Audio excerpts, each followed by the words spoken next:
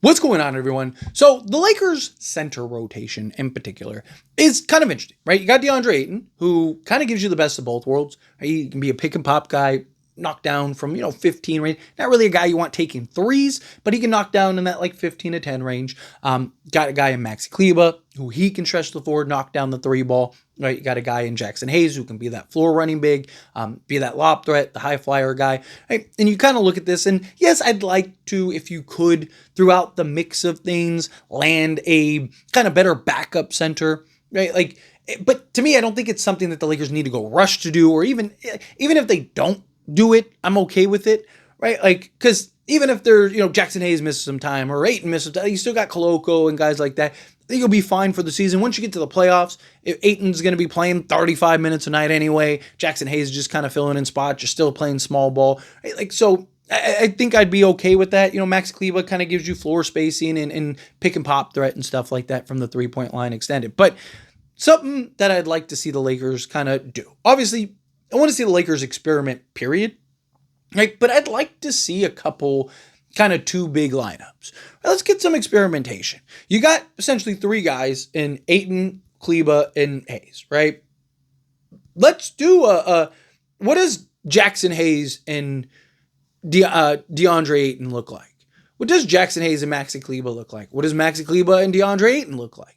Right, have these interchangeable things, especially with Kleber. He's a guy you could slot in at the 4 or the 5. He gives you the floor spacing. He can knock down the 3 ball, right? Like, we saw this offseason in particular, right? Teams are starting to load up more on bigs. See, even in the draft, more and more teams were drafting multiple big men, and it's like, what is going on here, right? And it's because you're kind of seeing this resurgence of big men. You're kind of seeing this big man renaissance. And every few years you kind of have that. Like the Warriors kind of did the small ball thing, so then everyone tried to go small. And then all of a sudden you see guys like Jokic and stuff like that winning championships. It's like, okay, well, we need a matchup with him.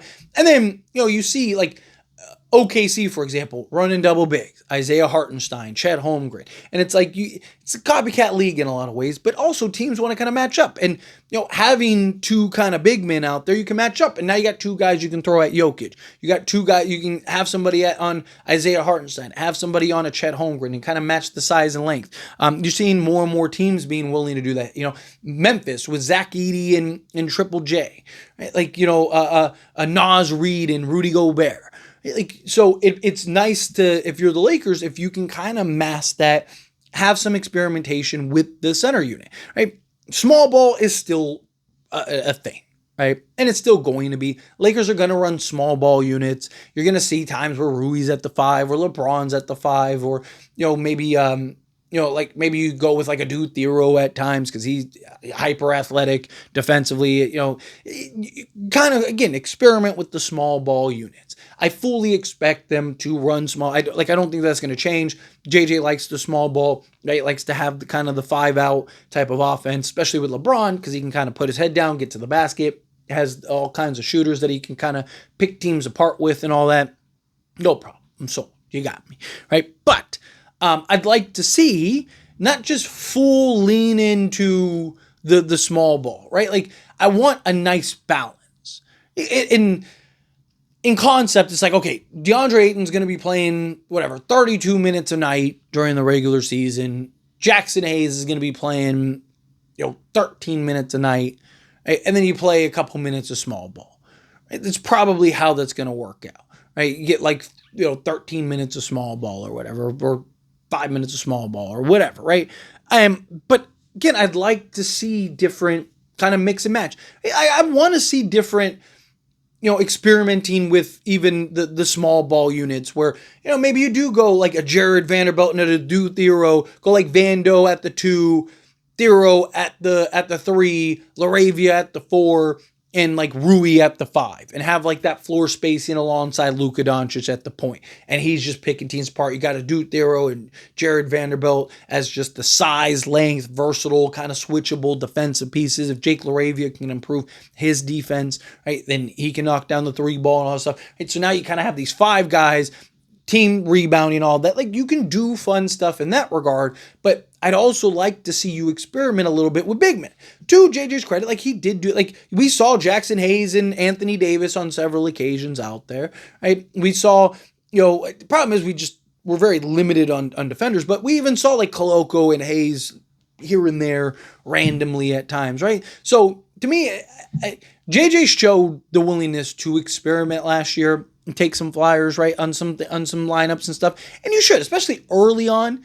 Like, once you get to, past the trade deadline and All-Star break and all that stuff, you do want to kind of have your rotation and everything locked up and intact to get ready for that, back half push where you're really kind of pushing and trying to go and win as many games as possible and kind of figure out your seeding and gearing up for the postseason. And, you usually hear the Lakers and LeBron's like, okay, we're taking every game now like it's the playoffs. And, you usually see Lakers go on runs in the back half of the season, right? So early on is where, if you're the Lakers, that's where you're looking to kind of like, just try different things. Let's see, how does this look? What about this? How about this, right? Like, but I'd like to see that with your big man. I'd like to see, what does a Jackson Hayes and Deandre Ayton look like? Ayton's ability to operate, in the 15-foot range.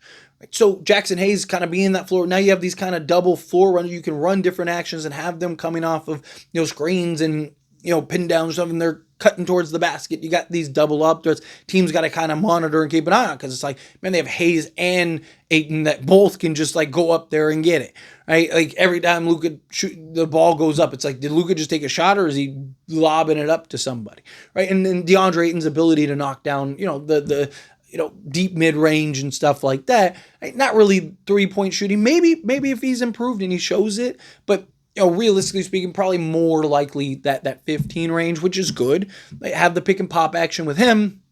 Same thing with the Maxi Kleber, who can spread out to the three-point shot, to where you can go with him and Ayton, kind of have those two run various pick and pops actions with both of those guys. One guy can spread to the 15, one can spread out all the way to the 3. Like Kleber and Jackson Hayes, his ability to stretch the floor, plus you have the man in the middle. I really like the idea of the Lakers experimenting with the big men lineups, right? Like, let's see.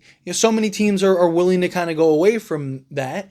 If you're the Lakers, I want to see them kind of embrace it. Again, obviously, I'd love to go get an upgraded center or something, and kind of see like, okay, well, what does a Robert Williams and a DeAndre Ayton look like, right? Like, things like that. But for the most part, I think if you're the Lakers, you just kind of, hey, we got these 3 guys. Let's do different configurations and see what works, because you never know, that one might work. Like, Kleber and Ayton might just be fantastic together. And it's just like, man, like, you got the pick and pop action, you got the lob threat action, you got a little bit of everything out there on the basketball court, and kind of put the Lakers in position to have some success. But anyway, as always, this is a discussion, so I pass a question to you. Let me know your thoughts and opinions down in the comments.